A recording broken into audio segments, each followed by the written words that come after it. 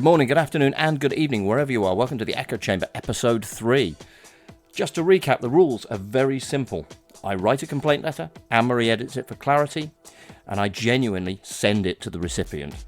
If we receive a reply, I'll read that out too.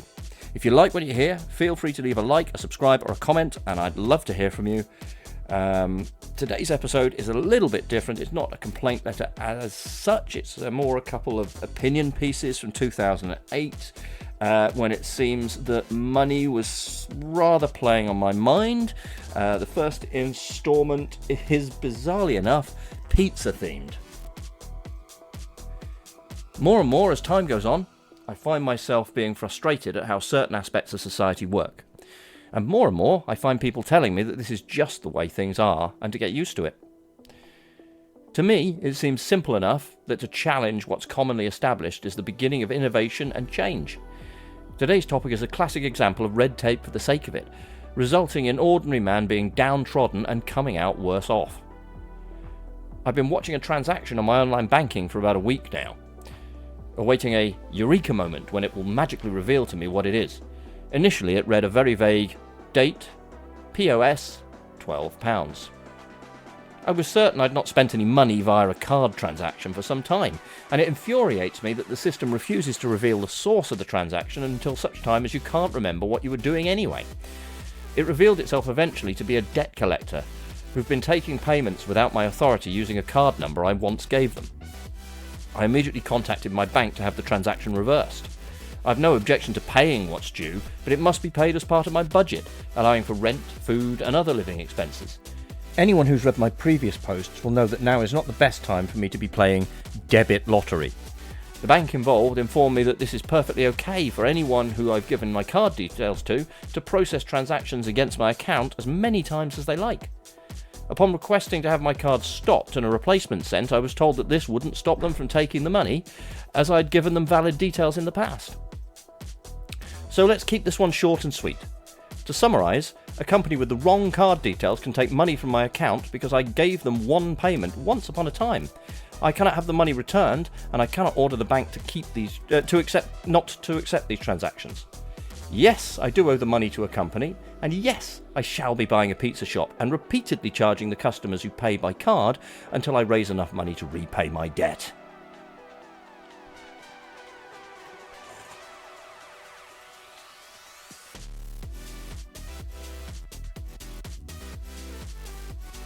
I really don't recall how that one ended, to be honest. I assume I got my money back in the end, and I assume the debt has long since been paid off. But the theme continues. The second instalment today revolves around my attempts to find work. The fact that I was doing everything in my power to try and get any kind of work, not just something I wanted, but anything. And the people who should have been enabling that were going out of their way to stop me. I consider myself down to earth enough to be able to speak my mind without pride getting in the way, and I'm more than happy to admit that during these trying times I've fallen foul of the statistics, currently finding myself amongst the masses of the unemployed. These masses have, in the past, been on the receiving end of many a scathing vocal attack from myself, as I do feel very strongly that many could do more to find their way back into gameful employment, should they put their minds to it. However, I'm also not so stubborn as to flog a dead horse, and I've been known to make the occasional U-turn. After the last week, I've been persuaded to do just this, and here is why.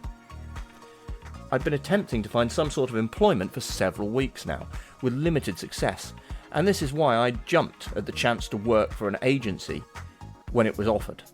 The work is only occasional, and even then, only for a few days at a time. But my reasoning suggested that by forfeiting a week's unemployment benefit and working more than the 16 hours permitted, then I was doing myself, the job centre, and the tax-paying public a favour. The benefits system, I knew, would look at the effort I'd made and say, "We're sorry, but as you've earned this week, we'll have to suspend your payments for a week." An eye for an eye, and some might not see the point in swapping free cash for the hard-earned equivalent. But I was glad to be doing something. And you never know, one of these temporary assignments may take a liking to me and offer me permanent employment.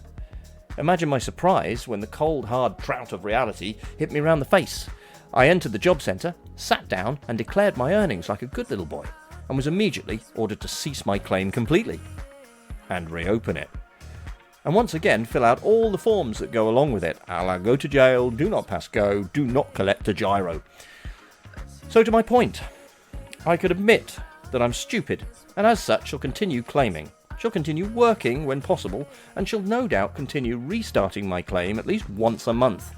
However, if you happen to be one of the local job seekers, I urge you, for God's sake, do not make any effort to even think about the merest possibility of trying to look for work. The punishment's too great. Why should any of us bother when as a result of our efforts we're left starving and struggling to pay the rent? Get a grip, Labour! It is interesting looking back to see how little's changed over the last 15 years, really. However, I hope you've enjoyed today's instalment. If you have, again, please feel free to like or subscribe. You can take a look at our Patreon page where you can see these instalments a week early. Link is in the description below. If you are a broadcaster of any kind, if you're doing podcasts or YouTube videos and you like the sound that we've sculpted on our videos here, you can also get the same through Epidemic Sound. Again, there's a link in the description below. Click on the link to get yourself a month's free subscription to the platform. I'll be back again the same time next week. I'll see you then.